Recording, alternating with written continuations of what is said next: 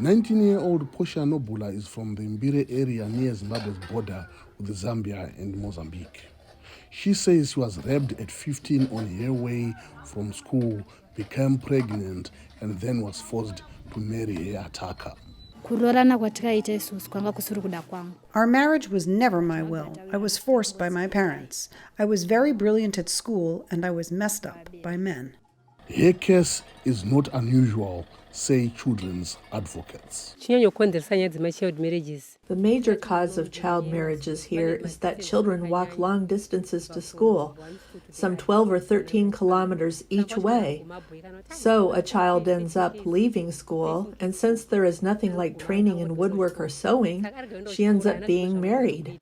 Advocates and non-profit groups are working with the government to reduce child marriage in Mbire, in Machaira Central Province, where more than half the girls get married before they turn 18.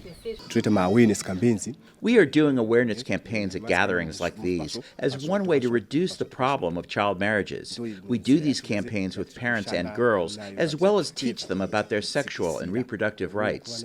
Traditional leaders are accused of promoting the practice or turning a blind eye to it.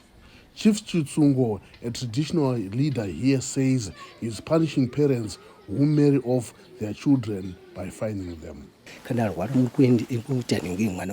take a child to the hospital when the child falls sick. It's the child's right. So we meet regularly with parents, and also there are non-governmental groups doing awareness campaigns. Legal experts say a new law criminalizing child marriage should help combat the problem. There were gaps and loopholes that existed in terms of when exactly a person could contract into a marriage legally.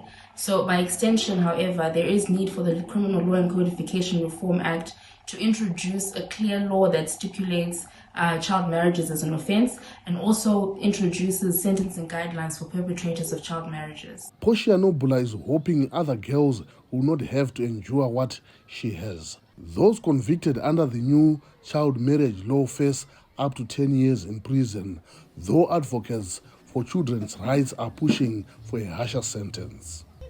Mavhunga for VOA News, Mbire, Zimbabwe.